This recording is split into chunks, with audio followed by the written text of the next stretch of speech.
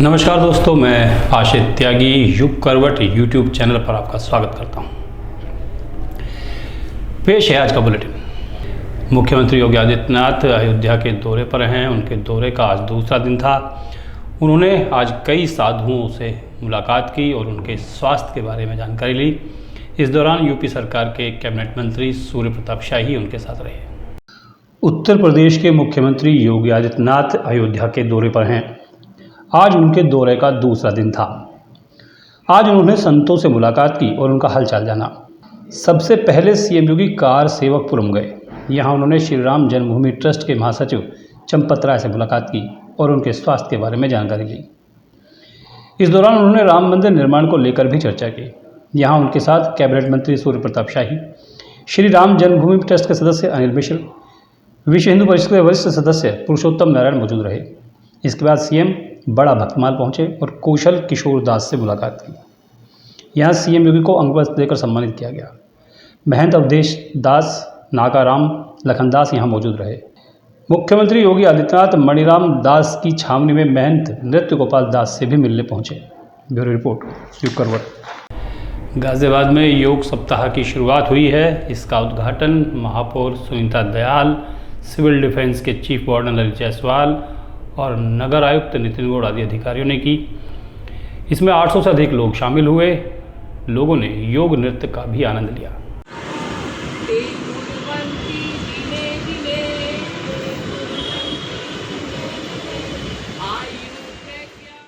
गाजियाबाद प्रशासन द्वारा अंतर्राष्ट्रीय योग दिवस के अवसर पर योग सप्ताह का आयोजन किया जा रहा है। इसकी शुरुआत आज मोहननगर के कृष्णा इंजीनियरिंग कॉलेज से हुई। योग सप्ताह का शुभारंभ महापौर सुनीता दयाल, नगर आयुक्त नितिन गौड़, एडीएम वित्त विवेक श्रीवास्तव, विपिन कुमार, अपर नगर आयुक्त अरुण यादव, सीएमओ डॉक्टर भवतोष शंकर और सिविल डिफेंस के चीफ वार्डन ललित जायसवाल ने दीप जलाकर किया। मुख्य अतिथि महापौर सुनीता दयाल ने प्रधानमंत्री नरेंद्र मोदी को विश्व पटल पर भारत को योग गुरु के रूप में सम्मान दिलाने का श्रेय दिया। महापौर ने योग को नित्य जीवन में अपनाने की अपील की। नगर आयुक्त नितिन गौड़ ने कहा कि हम सबकी पहली जिम्मेदारी स्वस्थ शरीर, निरोगी काया होनी चाहिए। सिविल डिफेंस के चीफ वार्डन ललित जायसवाल ने कहा कि योग के प्रति आम जनमानस की भावना, निष्ठा और विश्वास को प्रदर्शित करती है। योग केवल एक दिन के लिए नहीं बल्कि निरोग रहने के लिए हमारे लिए रोज आवश्यक है। योग सप्ताह के शुभारंभ के अवसर पर उत्तर प्रदेश योग एसोसिएशन के छात्रों द्वारा योग नृत्य के माध्यम से वंदे मातरम की प्रस्तुति की गई। इसके बाद योगाचार्य डॉक्टर यश पराशर द्वारा करीब 800 से अधिक छात्र छात्राओं को योगासन कराए गए। कार्यक्रम के अंत में योग नृत्य प्रस्तुति देने वाले छात्रों और योग गुरु को सम्मानित किया गया। ब्यूरो रिपोर्ट युग करवट। गाजियाबाद में बीएड की परीक्षा कराई गई है। पहली पाली में 1948 अभ्यर्थियों ने परीक्षा में भाग नहीं लिया। कुल 12,694 में से 10,746 अभ्यर्थी ही परीक्षा देने पहुंचे। प्रशासन ने सुरक्षा के कड़े प्रबंध किए थे। आज गाजियाबाद में बीएड की परीक्षा आयोजित कराई गई। परीक्षा की पहली पाली सुबह 9 से 12 बजे तक हुई, जिसमें 1948 छात्रों ने परीक्षा नहीं दी। बीएड प्रवेश परीक्षा के लिए गाजियाबाद में 30 केंद्र बनाए गए थे, जिनमें 12,694 परीक्षार्थी पंजीकृत थे। एसडीपीजी कॉलेज को परीक्षा का उप नोडल केंद्र बनाया गया था। परीक्षा के नोडल अधिकारी एसडीएम प्रशासन विपिन कुमार ने बताया कि पहली पाली में 10,746 परीक्षार्थी परीक्षा देने पहुंचे। बाकी के 1,948 ने परीक्षा छोड़ दी। परीक्षा को नकलविहीन कराने के लिए पुख्ता इंतजाम कराए गए थे, जिसका असर भी देखने को मिला। परीक्षा के दौरान किसी भी केंद्र से नकल की शिकायत नहीं मिली। ब्यूरो रिपोर्ट युग करवट। हाल ही में गाजियाबाद विकास प्राधिकरण कर्मचारी संघ का चुनाव हुआ था। जीते हुए पदाधिकारियों को आज पद की शपथ दिलाई गई। शपथ ग्रहण समारोह जीडीए के सभागार में हुआ था, जहां जीडीए वीसी ब्रजेश मिश्र ने पदाधिकारियों को शपथ दिलाई। अपने दायित्वों का पूर्णता बिना किसी भेदभाव के निर्वहन करना। गाजियाबाद विकास प्राधिकरण कर्मचारी संगठन के नवनिर्वाचित पदाधिकारियों का आज शपथ ग्रहण समारोह आयोजित किया गया। इस समारोह में मुख्य अतिथि के तौर पर जीडीए वीसी आर.के. सिंह को शामिल होना था, मगर अचानक एक बैठक के लिए उन्हें बाहर जाना पड़ा। इस वजह से संगठन के नवनिर्वाचित पदाधिकारियों को शपथ जीडीए सचिव ब्रजेश कुमार मिश्रा ने दिलाई। शपथ समारोह जीडीए सभागार में हुआ।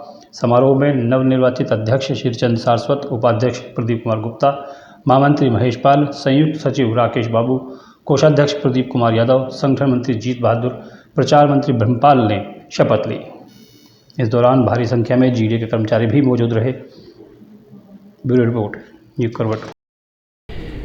मरियमनगर के सेंट जोसेफ अस्पताल में आग लग गई। अग्निशमन विभाग की 2 गाड़ियां मौके पर पहुंची। वहां जनरेटर में आग लगी हुई थी। अच्छी बात यह है कि किसी जान माल की हानि नहीं हुई।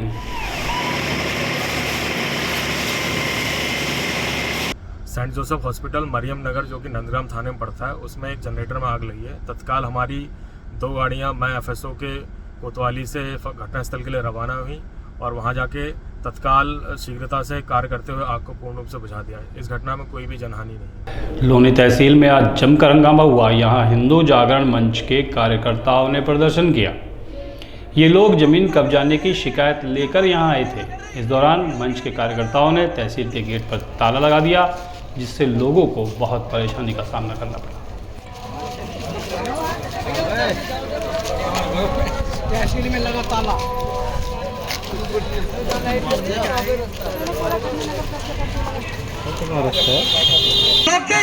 स्वयं अतीक जैसे भूमाफियाओं पर कार्रवाई करा दी, लेकिन ये छोटा अतीक महबूब अली, जिसको प्रशासन की तरफ से भी कोई कार्रवाई नहीं की गई है, 40 मिनट का समय है तहसील के अंदर से आम नागरिक बाहर आ जाए, क्योंकि हम तहसील पे ताला लगाने जा रहे हैं। और अगर तहसील पे ताले के बाद भी नहीं मानते तो मैं तेल छिड़क के यही अपने आप को आग लगाऊंगा और मेरी मौत का जिम्मेदार एसडीएम तहसीलदार स्वयं होंगे। इंद्रपुर थाना क्षेत्र में पुलिस ने स्पा सेंटर पर छापा मारा। यहां पुलिस को देह व्यापार होने की सूचना मिली थी। सूचना सही पाए जाने पर सेंटर चलाने वालों को पकड़ लिया गया है। पुलिस ने कुछ लड़कियों को भी मुक्त कराया है। आज दिनांक 14 जून को दोपहर में थाना इंदिरापुरम को ये सूचना प्राप्त होती है कि जयप्रिया मॉल जो कि नीतिखंड चौकी के अंतर्गत है, वहां पर पाखी स्पा सेंटर में अनैतिक देह व्यापार की सूचना है। इस सूचना पर तत्काल मैं एसीपी इंदिरापुरम मैं फोर्स के जब यहाँ पे छापेमारी करते हैं, तो इस छापेमारी में हमें कुछ व्यक्ति आपत्तिजनक स्थिति में और कुछ आपत्तिजनक वस्तुएं प्राप्त होती हैं। यहाँ से कुल जो स्पा सेंटर के 2 मालिक हैं उनको हिरासत में लिया गया है और पूछताछ में प्रकाश में आया है कि टोटल 7 महिलाओं को रेस्क्यू कराया गया है, जिनको जबरन इस व्यापार में ढकेला गया था। इन स्पा मालिकों को immoral human trafficking prevention act के तहत जो है इनके ऊपर कार्रवाई की जा रही है। गाजियाबाद में एक बार फिर तेंदुआ देखे जाने की खबर है। इसका एक वीडियो वायरल हो रहा है। दावा किया जा रहा है कि वायरल वीडियो लालकुआ क्षेत्र का है। हालांकि किसी ने पुलिस को इसकी सूचना नहीं दी और पुलिस ने भी इस वीडियो की पुष्टि नहीं की है, इसलिए वायरल वीडियो की सत्यता पर सवाल उठ रहे हैं। ये था आज का बुलेटिन। अब खबरों का पोस्टमार्टम।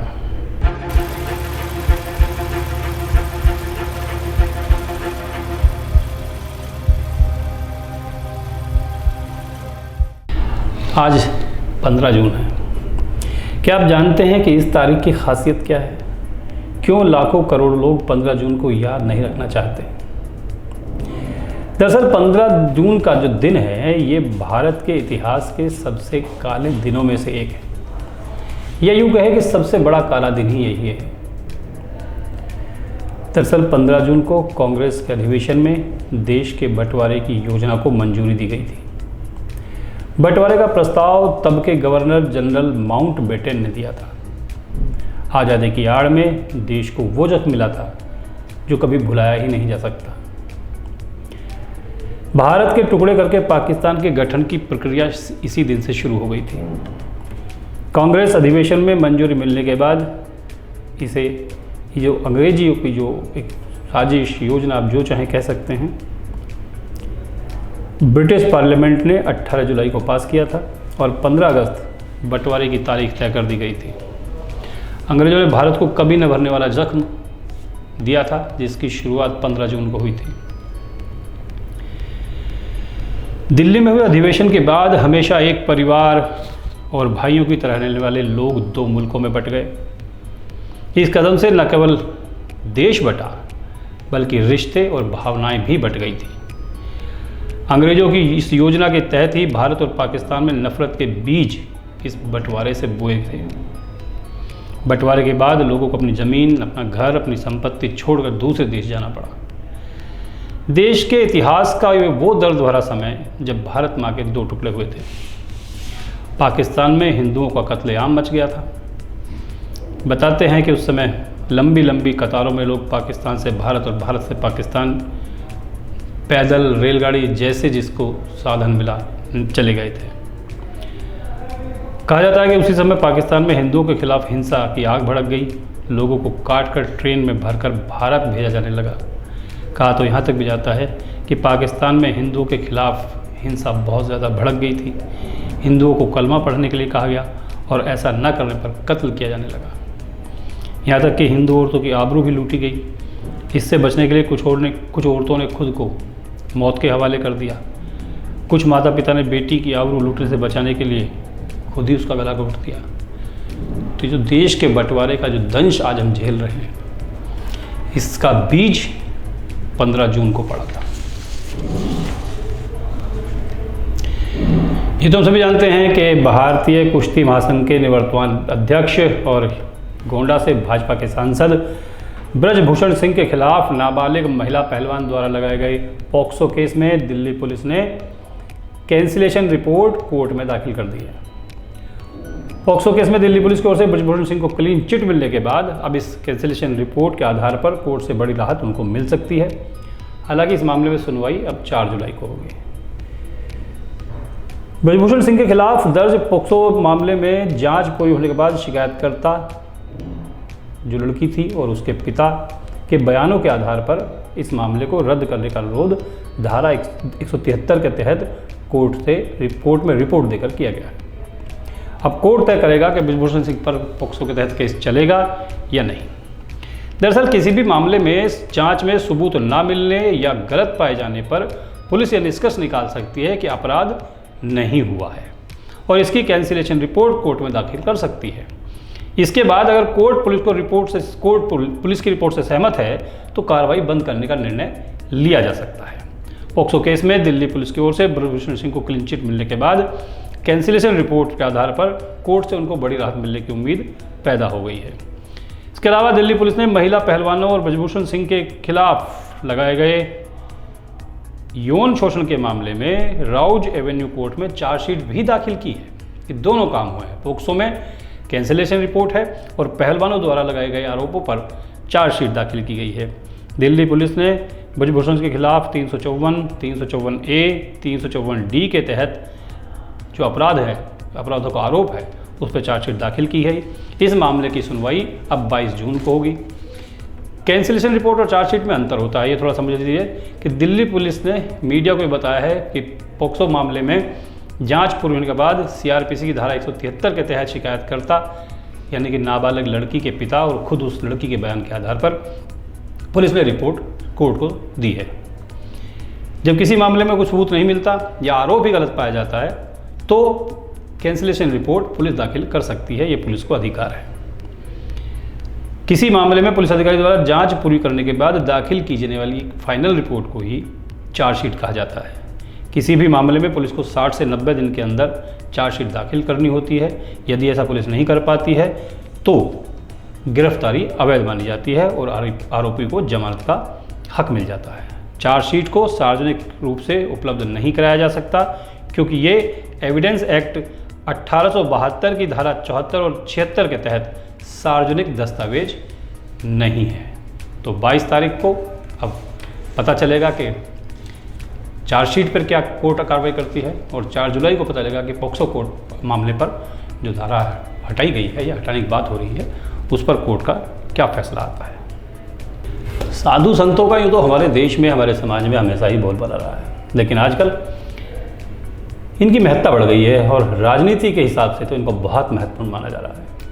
मध्य प्रदेश के विधानसभा चुनाव में तमाम साधु संत, तमाम कथावाचक मैदान में। जैसे जैसे विधानसभा चुनाव नज़दीक आ रहा है वैसे वैसे वहाँ पर कथावाचकों की डिमांड बढ़ गई है। भाजपा और कांग्रेस नेताओं में पंडित धीरेन्द्र शास्त्री, पंडित प्रदीप वर्मा और जया किशोरी की कथा कराने की होड़ लग गई है।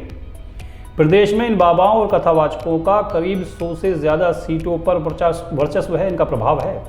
ये वहाँ के चुनाव को प्रभावित करते हैं प्रदेश में। इसीलिए हर कोई नेता चाहता है कि उसके क्षेत्र में इनकी कथा का आयोजन हो जाए। कथा के जरिए ये नेता चाहते हैं कि वोटर्स तक आसानी से पहुँच बनाई जा सकती है। शिवराज सरकार के मंत्री, कांग्रेस और भाजपा के विधायक भी कथा कराने के लिए लाइन में लगे हुए हैं। इन कथावाचकों की कथाओं की होड़ मची हुई है। जनता के बीच भी ये कथा कहने वाले आजकल काफ़ी लोकप्रिय हैं। कोई शिव की कथा कर रहा है, कोई हनुमान जी की कथा कर रहा है। लाखों लोग इनकी कथा में शामिल भी हो रहे हैं। इसी भीड़ को राजनीतिक लाभ में बदलने की महत्वाकांक्षा नेताओं को बाबाओं की चौखट पर ले जाती है। हिंदू राष्ट्र की मुहिम छेड़ चुके धीरेन्द्र शास्त्री को भाजपा खुद के अधिक नज़दीक पाती है। बुंदेलखंड, महाकौशल, बघेलखंड, ग्वालियर और चंबल की लगभग 50 सीटों पर धीरेन्द्र शास्त्री का सीधा असर है। प्रदीप मिश्रा का मालवा, निवाड़ सहित भोपाल, नर्मदापुरम अंचल की 40 सीटों पर प्रभाव है। कथावाचक जय किशोरी का भी मालवा, निवाड़ में अच्छा प्रभाव बताया जाता है। युवाओं और महिलाओं का उनकी तरफ अधिक झुकाव है। पंडोखर सरकार का भोपाल के साथ ग्वालियर संभाग की 30 सीटों पर असर माना जा रहा है। 80 सीटें ऐसी हैं जहां तीनों बाबाओं का संयुक्त प्रभार है। तीनों प्रभाव अच्छा रखते हैं। तीनों की पकड़ जनता पर बहुत मजबूत है। अवधेशानंद गिरी, देवकीनंदन ठाकुर जैसे संत और कथावाचकों का प्रभाव भी यहाँ पर है। आरएसएस के करीबी कहे जाने वाले संत उत्तम स्वामी का आशीर्वाद लेने के लिए भी नेताओं की भीड़ बढ़ रही है। वे भी भगवत कथा कर रहे हैं। आए दिन भाजपा से जुड़े कई बड़े नेता उनके दरबार में हाजिरी लगाने पहुंचते हैं। आगरा के प्रसिद्ध कथावाचक आध्यात्मिक गुरु देवकीनंदन ठाकुर भारतीय संस्कृति के साथ साथ भाजपा के भी पक्षधर माने जाते हैं। चुनाव को देखते हुए मध्य प्रदेश के अलावा राजस्थान, छत्तीसगढ़ में भी देवकीनंदन ठाकुर की कथा की तैयारी चल रही है। स्वामी रामभद्राचार्य मौजूद समय में 4 जगत गुरु में से एक हैं। भोपाल में हुए बड़े कथा कार्यक्रम में मुख्यमंत्री से लेकर भाजपा और कांग्रेस के कई बड़े नेताओं ने उनका आशीर्वाद लिया।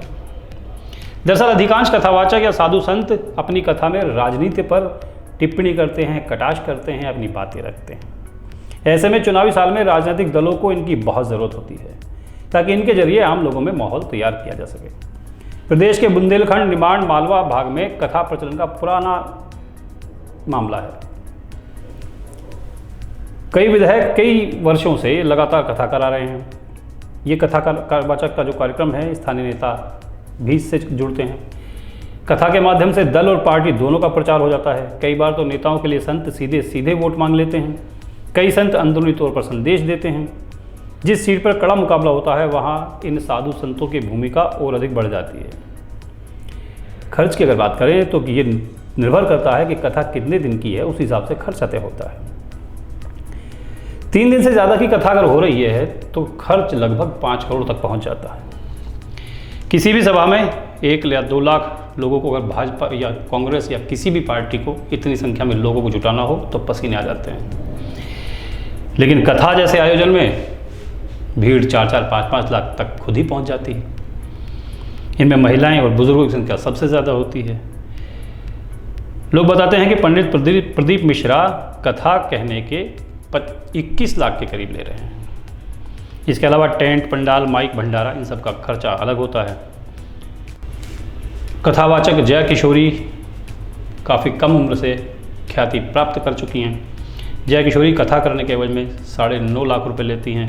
बताया ये भी जाता है कि वे एडवांस में 4 लाख लेती हैं और बाकी की रकम कथा पूरी होने के बाद दी जाती है।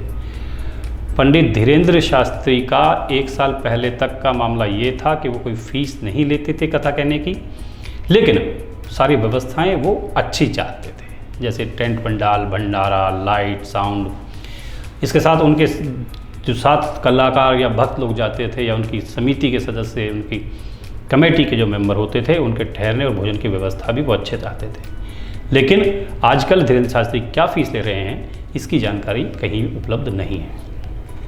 ये था आज का खबरों का पोस्टमार्टम और बुलेटिन। आज का ये कार्यक्रम आपको कैसा लगा हमें ज़रूर बताइएगा। गाज़ियाबाद और उसके आसपास के तमाम शहरों की खबरों को देखने के लिए देखिए युग करवट यूट्यूब चैनल, और विस्तृत जानकारी के लिए पढ़िए युग करवट समाचार पत्र। आज की वीडियो को लाइक कीजिएगा, युग करवट चैनल को सब्सक्राइब कीजिएगा, वीडियो को अपने दोस्तों के साथ शेयर कीजिएगा, कमेंट करके बताइएगा कैसा लगा। नमस्कार।